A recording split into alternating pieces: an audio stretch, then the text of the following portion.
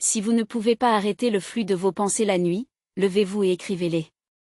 Cela apaisera votre esprit et vous permettra de dormir. Plus que les filles qui pleurent, celles qui ne pleurent pas et détestent être émotionnelles ont besoin de plus d'amour et d'attention.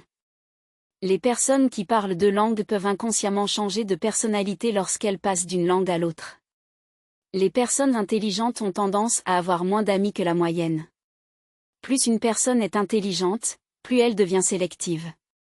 Les personnes timides parlent peu d'elles-mêmes, mais elles le font d'une manière qui donne aux autres l'impression de bien les connaître.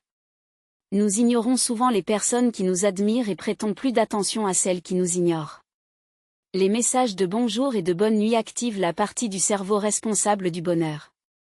Nos souvenirs peuvent changer avec le temps, et nous pouvons nous rappeler des choses qui ne se sont pas réellement produites. Les opposés ne s'attirent pas. Vous êtes plus susceptible d'être attiré par quelqu'un qui vous ressemble et qui pense comme vous. Les personnes qui essaient de rendre tout le monde heureux finissent souvent par se sentir les plus seules.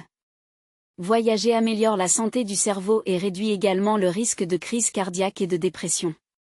Être seul pendant longtemps est aussi mauvais pour la santé que fumer 15 cigarettes par jour.